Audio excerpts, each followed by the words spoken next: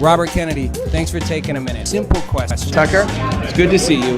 Listen, you're a Bitcoin maximalist. You're Bitcoin forever. I hate this central bank digital currency. Hey, I don't have all the answers, but together, I know we can find them.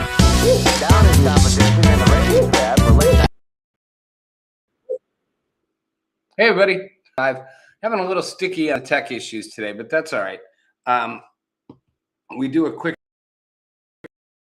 Monday show. That's where this all starts, right? And let me just say, this all starts with kind of some shortcuts, and it does seem to be an infinite circular loop, right? So the Ayatollah Khamenei gets taken out by the Israelis, and they appoint his son to be also now the Ayatollah Khamenei to be the Khamenei. When the original guy was Ayatollah Amini, then he's gone. Then Khamenei, it's the K, but you know, they used to say Khamenei. I don't know. I don't. You know, I think it's Khamenei.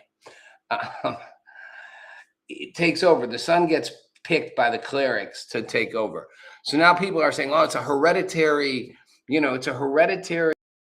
It's a hereditary. It's like a hereditary religious monarchy of sorts, right?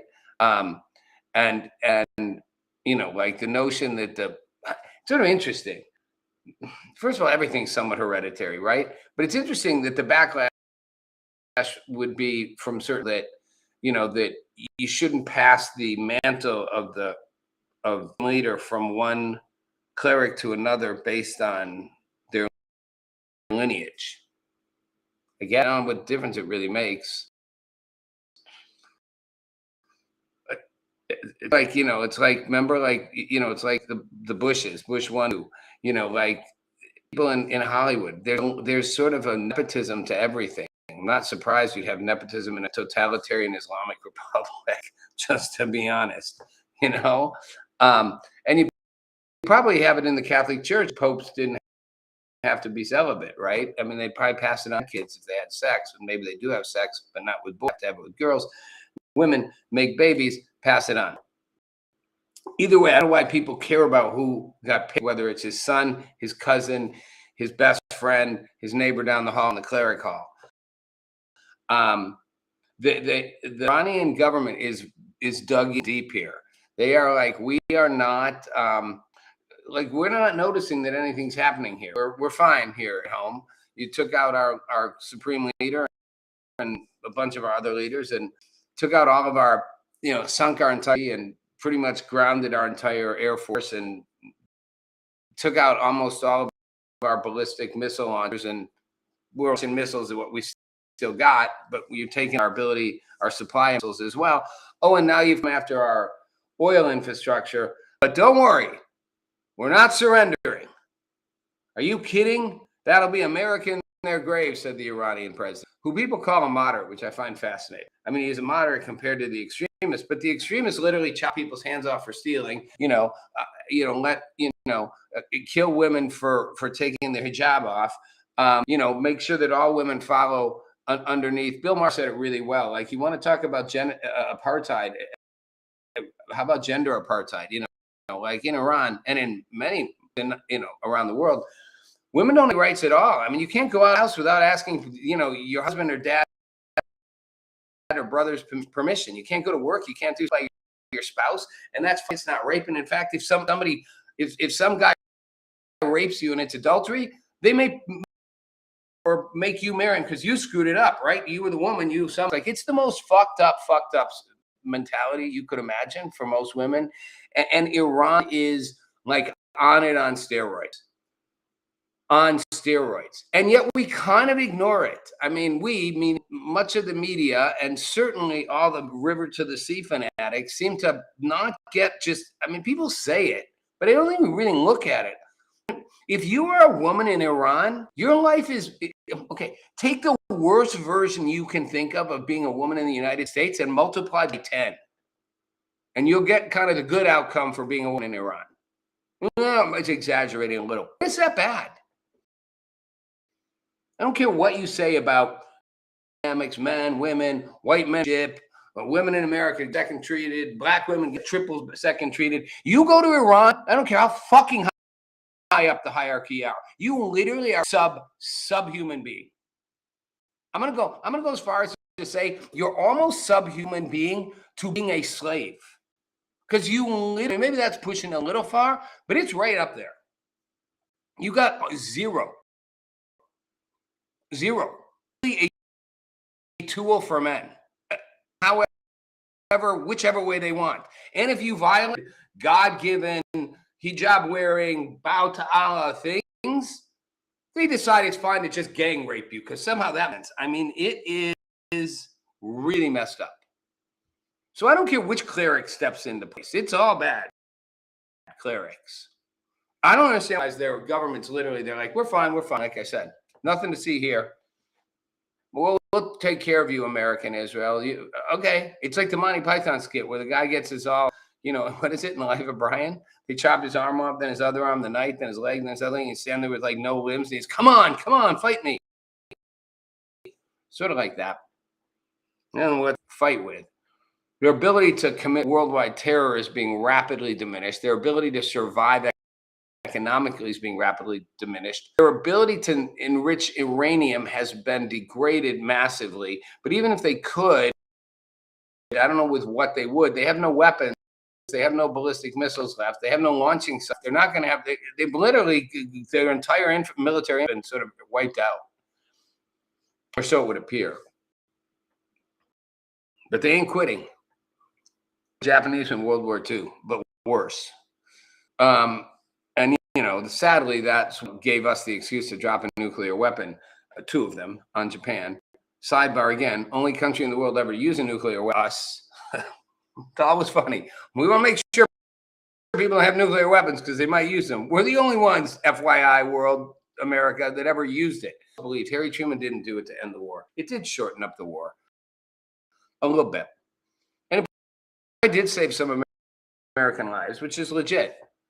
But we did Japanese civilians overnight in like 15 minutes. And I will always say the point was not to shorten the war up. That's the excuse they give. Same way the excuse Trump gives is like, this is, to make America safer. It's power. And there was no exercise of power like dropping a nuclear weapon on someone twice and showing we could do it. And no one else in the world could. This was on searchlight, whatever firework flares to the Soviet Union. You are allies in the war because we had to be. We needed to have a two-front on Germany. We needed each other, but here, and we're the ones that can use a nuclear weapon. So don't mess here. Which is the Russians got the message loud and clear, and thus began the Cold War and the space race. I think there's a slightly similar thing going on here with Trump. He is showing the world we are the ultimate power, and we'll exercise that power. And don't mess with the big US of A. Do not mess with Daddy. And if you do, look what we can do to you. We can take in Venezuela, Maduro, we can take him, he's gone in a heartbeat. We'll replace him, replace the government. Iran, well, we'll seriously degrade your nuclear weapons production capability. Okay, that's not enough. How about this? Go in with Israel and they'll take out a lot of, leadership and all that. But we'll show you how in about a week, 10 days, we can just decimate your entire military. All of it. You got a big military, doesn't matter. We'll take it all out. Every ship, every plane, every airfield, every missile launcher, all your supplies, your missiles. We'll just take it all out along with your leadership. We'll just wipe it out. And if you want us to go after your energy infrastructure, we'll just take it all out like that. Boom. Don't mess with the US of A. That's the message they're sending. Is it good? Is it bad? I don't know. It's certainly not what I think Trump got elected to do. And I guarantee you, we'll get to this in a minute. Republicans are going to get absolutely decimated in the midterms. I'm talking, man, if you want to go on a betting site, Kashi or, Polymarket, talking, whew, I don't know how bad it's going to be. Republicans are in the House are playing with like a 1-vote margin or something at this point. I mean, they're going to be in the hole. I could see a shift in the House of 6-7 full seats to the Democrats' favor. I could see a 6-seat shift maybe more, maybe 8. I'd have to look at all the races, and I can definitely see a couple seats. I can see the Senate flipping. The Senate's trickier, but it's not looking good. So Fareed Zakaria is on with Anderson Cooper about this replacing this senior hominy with the junior hominy. And by the way, the junior hominy is not like charismatic, doesn't have good public presence, doesn't really speak well. None of that matters, right? He's like, you're just a brutal dictator, let's face it. And Fareed said the bad news is when you do this, when you buy a country like this, all you do is create the hardliners resistance, and they sort of surround the wagons and stay in power. And he's like, it always happens this way. And I could see Anderson Cooper the military action or not. I'm just saying they argue, you take this military action and all it does is ensure the hardliners stay in power. Last time I checked the hardline power for, I don't know, like the last 47 years, did I miss something? Because I remember when the hardliners came to power and I was in college and went and listened to one of the high-ranking embassy officials after he got, after the year of being held hostage. I think the hardliners have been in power that whole time. But no, if you go and bomb them, then the hardliners really decide to stay in power. I didn't see them giving up power. I didn't see them giving up power when they basically killed 10, 20,000 of their own citizens for protesting. Didn't see them giving up power. Anytime there's been a civilian uprising trying to push for democracy in the last 40 years, didn't see them being, deciding to give up power for any reason at all in the last half. But now that we bombed them, they're definitely not going to power. It's the dumbest. It's cognitive dissonance at its best. It's I don't know, or it's confirmation bias, one of the two. Maybe it's cognitive dissonance and confirmation bias combined. But again, Fareed Zakaria is a really smart man. But the logic bombed them. The hardliners are definitely, we've simply emboldened them to stay in power. Like they were never not emboldened to stay in power. Nothing in the last 50 years has ever not emboldened them to stay in power or discouraged them from being emboldened to stay in power. No amount of carrots, no amount of giving them back billions of dollars, amount of negotiating on their nuclear development capabilities, their nuclear energy capabilities, no amount of giving them free passes to not do what they promised to do so they could go and enrich uranium to 60% of weapons, no amount of being nice or being mean, embolden them one way more or less. They have always been in power, stuck to that power, and held on to it fiercely, any challenge to it, and blatantly suggested that they would, death to America, death to Israel, and become the terror merchant in the world. Whether that's Hamas, Hezbollah, the Houthis, it doesn't matter. The merchants of death everywhere. But no, now that we bombed them, they're really, now we've created a problem because now they're really. Note to Anderson Cooper and Fareed Zakaria, like this war or not, eventually they're not going to stay in power. See, eventually we will bomb the F out of them so that they won't have any power to stay in. They will be in a desolate phase where if we start going into the economy, we'll cripple the economy eventually. They will lose power. And if nothing else, people will simply rise up and get rid of them. The military will turn on them because they will see the country literally going down the tubes. They said their military has been decimated. It doesn't mean they don't still have a command structure there. They will see everything going down the tubes and realize that we're not stopping till they're out of power. They will get out of power. The problem on our side is Donald Trump, I don't think, really cares as long as it's somebody who respects the U.S. This was all about a spanking to show again the world we don't mess with the U.S. of A. Same with Venezuela. It wasn't about to put the opposition in place. We're not about to bring the crown prince back from exile. And, whatever outcome, the people have to choose it. To be honest, no. Whatever outcome, Donald Trump is going to choose it. And it's not going to be for the best interest of the people of Iran. It's for the best interest of the United States of America, as he defines it, that best interest being you don't mess with the U.S. of A. Like I said, don't mess with daddy. It's that simple. And you mess with us, you pay the price. Well, like I said, where does that get us? Does it make us strong? I don't know. We're pretty strong. There's no question about it. Does it make the world a better place? Not sure. We'll have to see. Possible it does, possible it doesn't. Didn't make the world a better place in Afghanistan. When we were there, when the Russians were there, when the French were there, it's never made a difference. Lost a lot of lives, a lot of people, no progress. Iraq didn't make the world a better place. Korean War didn't make the world a better place. Vietnam War, literally the worst American war ever, make the world a better place. World War II, I think you could argue it did. That was a long time ago. Jesus, that's almost 100 years ago. Did it make, 100, 80 years ago? Did the world a better place? Probably. Probably World War II made the world a better place. Didn't. World War I and World War II, because Germany was a train wreck. So they, the rise of Hitler, National Socialism, the Nazi Party, World War II. I don't know, World War II made the world a place. Had it gone a different way, the world worst place. Man in the High Tower, kind of that fascinating. If you never watched it, fascinating show based on I think it's Philip Dick book. Or short story, about what happens if the Nazis and the Japanese win the war. It certainly changed the world, and the U.S. dominance as a military-industrial power came to light because of that. I think Trump showed that again in a different way, in a new era, where the world needed some shaking up. I don't know that he's got a cohesive plan for it, but I'll give him credit. He's shaking it up, and some good's coming from that. There's definitely some good coming from it. Where the good isn't coming is at the U.S. economy. And that's why, oil prices going up, and Trump can say it's not a big deal. Oh, it's a big deal. Trust me. To quote James Carville, who I knew many, many years ago, it's all about the economy, stupid. It's always been that simple, at least in modern times. I don't know if that was true in the 50s, in the 40s, Roosevelt. Probably with Roosevelt it was. This depression. It was all about the economy. But it is true now.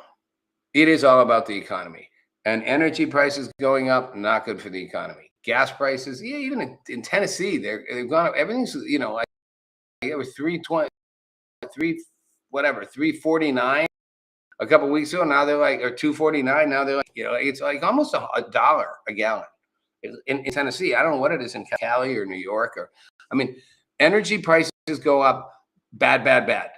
Bad in people's heads, bad in people's pocketbooks, other prices going up, stock market shaky, crypto bear market, whatever, up and down, Bitcoin hovering. And I don't look right now. This morning it was 69, 68. Whatever. The U.S. economy not looking great. Unexpected high job losses. And again, I've said it before, Trump can't do a Biden. You can't just say, look, the numbers are good. Don't believe what you feel. It's Republicans won. Trump won on saying, believe what you feel.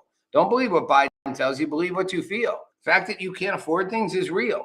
There's a reason Mandami won a socialist, somewhat of an anti-Jew type mayor, biggest Jewish city in the world other than in Israel, because he unheard people's pain about their money.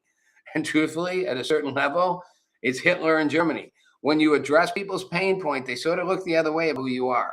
Now, I'm not saying it's going to end badly for New Yorkers, but it's certainly at some level, he's going to go after Jews. I don't think he is. He may be a bit of an anti-Semite, but he's not Hitler. He's not going to, but he's going to train wreck the city's economy. That I can see happening. Well, give him credit. Maybe he won't, but maybe he'll be wise and make different choices. But my point is, how something like that happens is because he heard their pain about the economy. And Trump's not hearing people's pain about the economy. Life is expensive. Groceries are expensive. Gas is expensive. Rents are expensive. Everything's going up in price. Going out to dinner, everything you do is going up in price. But most people aren't making more money, and they're working harder, making less money. That money's going not as far as it could have gone before. They're seeing prices go up everywhere. They're finding more to be unattainable, bigger things. Buy a house, whatever it is, have a fund for the kids for college, whatever it might look like, retire earlier. Okay, this does not make people feel happy. Knowing you're taking down Iran and Venezuela, no, it doesn't really equate in the same, the scale was like, whoop, this. It doesn't really work.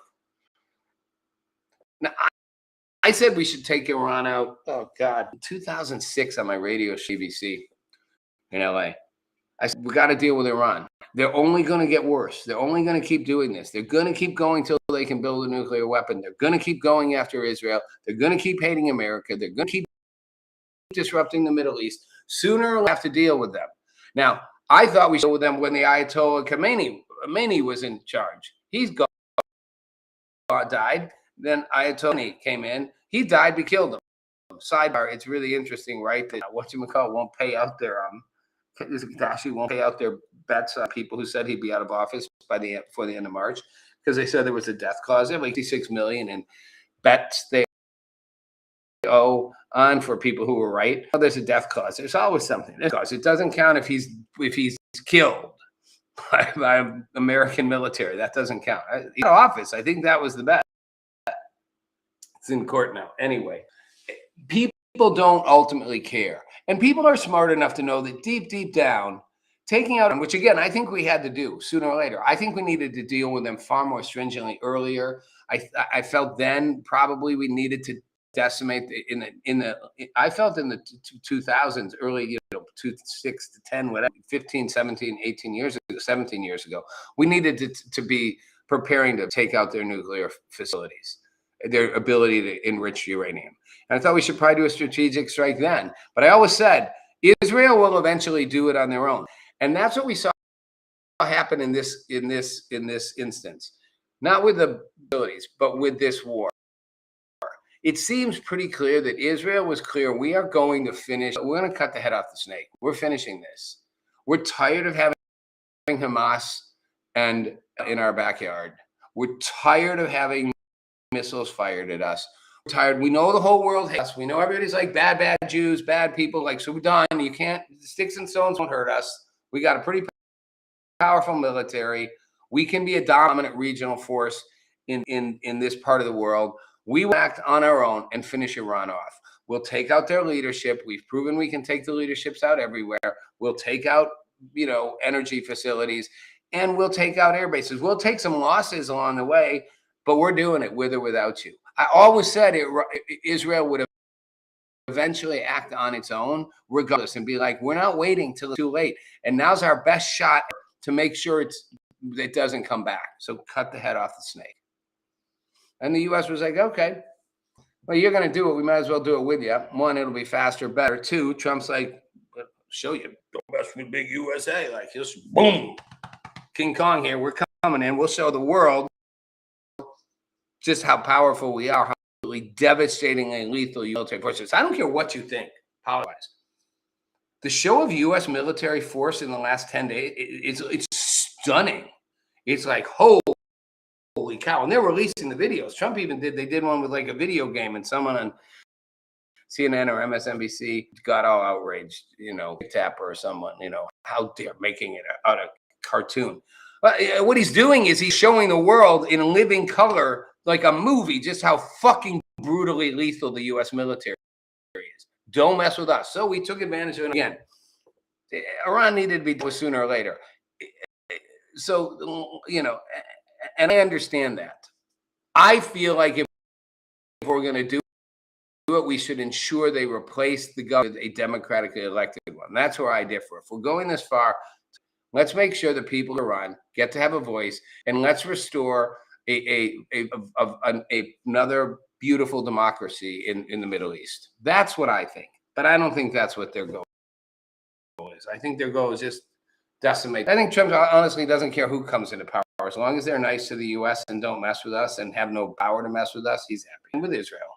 But he didn't do it for Israel. Okay. Trump insists oil prices going up. Trump is lying, and he knows it.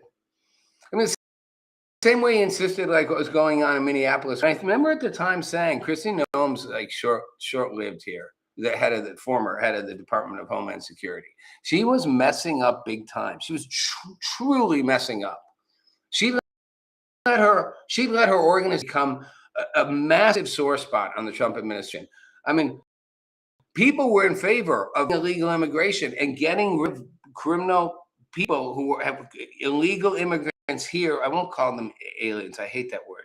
I know technically it's the right word, whatever. stop with the word games. People who are here legally and have criminal, especially the bad ones, get rid of them. Get rid of them. Yes, people are on board. And then they went too far, and she had the, the masked thug chest, the ICE guys coming in and just grabbing people and tossing them out of their cars, and 2 people get shot and killed. And Christine Noem says they're domestic terrorists. Sorry, they weren't domestic terrorists, okay? They were protesters. The one woman was turning her car toward a police officer or toward an ICE officer. Okay, you didn't need to shoot her. You didn't need to shoot her so many times.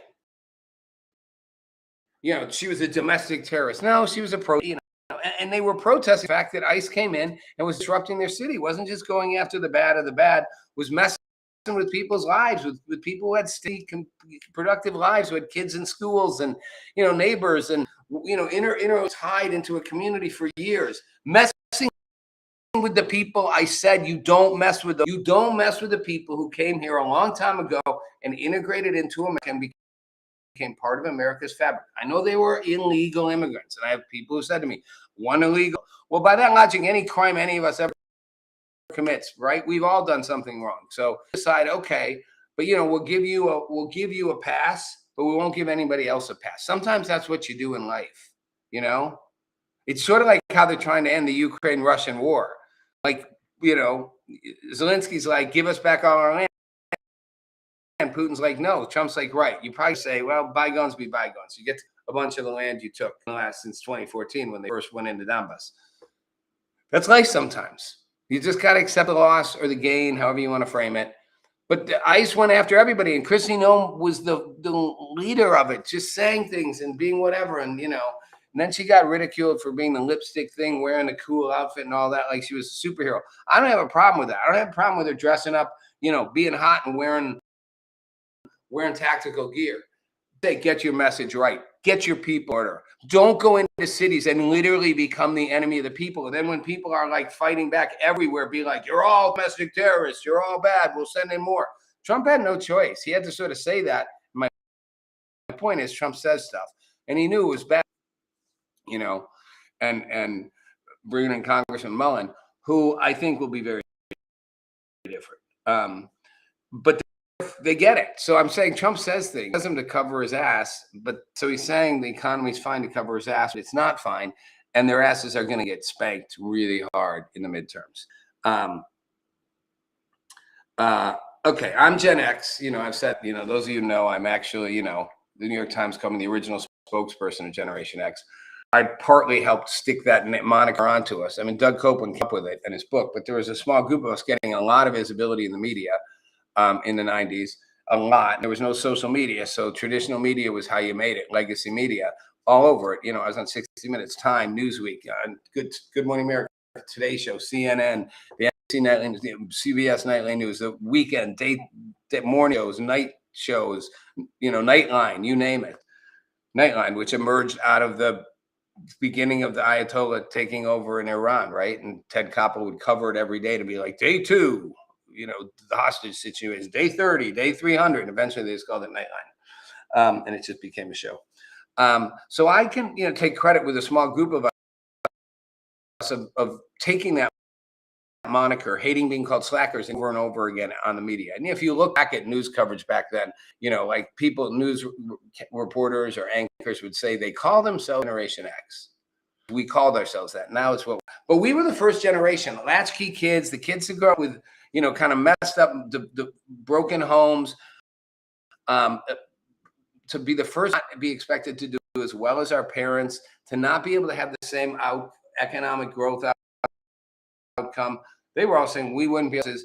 We did better than expected, not better than our parents, the baby boomers generation, better than expected. But the next generation, millennials and Gen Z, are getting it way worse. And it's spread now, 3 generations of people getting it worse. We were first, and and I said it early. The reason why I got so much credit for being a spokesperson on Generation X is because I really articulated, what we were feeling and put it in a way. A handful of us did it, but I was at the forefront of being able to go and articulate this new sense. I mean, I launched with John Count a group called Leader Partisan. It was like we distrusted both parties. He worked for a Democratic congressman. I had money for Democratic political Congress senators, Greenpeace, Planned Parenthood, like left of center for sure groups. But at the end, we didn't trust the party. We wanted, and we went after Clinton in the White House. A famous story where we trashed him in a New York Times piece we wrote. And George Stephanopoulos brought us into the White House and said, listen, this is not good for you. You guys are fundamentally dumb. Come work within the White House. Come work within our structure. We'll take care of you. We'll give you access to the president at your events. We'll put you on the map as like a, poster boy organization of the Democratic Party. And we were like, no, we're nonpartisan. And he was like, well, then you got to stop trashing the president because it doesn't work well when you do this in high profile things. And you guys have a lot of rage. And I said, no, if he does the right thing, we'll him. The story important is one, we were sticking to our principle. Going to partner up with the White House and see would have made sense for us in terms of like longevity and money and, in terms of the size our organization could be. But we were distrusted both sides. And the proof was George Stephanopoulos proved it, said, then I will make it mission to destroy you. I will undercut your organization. I will plant bad articles in the media about you. I will so create distrust within it, all of which he did. And I said, are you threatening me? And he looked at me and said, the president of the United States is out of that door. I don't make threats I can't keep. And like I said, he did. He did honor that. I distrusted those institutions from day one. I mean, I was born to distrust them. My generation grew up distrusting them. Future generations distrust them even more. So I don't trust Donald Trump. I told you what I think he's really doing. It's good. I just don't trust him. I don't trust the Republicans, the rhinos or the non-rhinos, I actually trust the Marjorie Taylor Greens more because they're such out, and in some ways I probably trust him on more too, even though I think he's totally full of trying to do. And I hate the part of him that doesn't like Jews, but at least at some level, I trust what he's doing and it's going to fail. These outside extremes, actually, I've always said the left and the right, populism in both sides is share a coming together, and it will try to blast the middle out of the traditional infrastructure in politics and in our economy and in tech. We're heading for a whole new wave, folks. We're heading for a whole new way of operating, of communicating. Media is going to take a massive spin. Innovation, tech, AI, it's shifting the landscape of everything under our feet. Even the way you're going to watch sports is going to change. I mean, all of it's going upside down, belly up. Get ready for Web 2 to get swept away. Call it Web 2, call it Web 3. Get ready for your traditional model of social media swept away in the next 5 years, replaced by a new model, redefined at a minimum, and from major changes in the economy. And if Republicans, get ready for being wiped, your ass kicked in the midterms, which probably means get ready for Trump being impeached, convicted in 2027. Oh, interesting thing. And then we're just sort of slip sliding over the wall to a civil war. I mean, cultural civil war, political civil war, not necessarily physical civil war, nothing's off the table. All right, it's time to wrap it up. Just going to end with this last little bit, having nothing to do with any of it other than there's no short. The LA Marathon people and out at 18 miles, that they could leave at 18 miles, still go right to the finish line and get their medal for completing the time. And they're like it's like when you ask if you can pre-board on a plane and ask about why. It's like the questions. No one will ask you why. You don't have to tell anyone you did it. You don't have to say you checked out at 18 miles, went straight to the finish line, got your medal. We'll score in time after the fact, because otherwise we'd have to say you won the race. So we'll wait distance in real time later. But for now, you just go to the finish line, get a medal, and for the world can see that you completed the marathon. Because of heat. This says everything about where we are as a society in some ways. You have every right to not complete the marathon. You're hot, you're overwhelmed, you're sweating. Don't die out there. You can't finish, you can't finish. You put in good effort. I couldn't do 18 miles. Be a long ass way. You don't get to complete a marathon at 18 miles. A marathon is 26 miles. It's basically been as long since the Greeks. I mean, you don't, there's a half marathon. 18 isn't a half marathon. It's a little over a half marathon, but you don't complete the 26-mile marathon by going 18 miles and walking around the corner to the finish line. And we'll all clap and nobody needs to know that you didn't finish the last 8 miles. It's so absolutely ridiculous. So I read somebody say people identifying, what is it? People identifying as people who finished a marathon. But it says a lot about how we're thinking about shortcutting things. And I don't know, I'll leave that story with what the takeaway for that is for you and for me for another day. Thanks for listening. It's Rob Nelson Live. I'll see you Wednesday, hopefully. Hopefully I'm still here.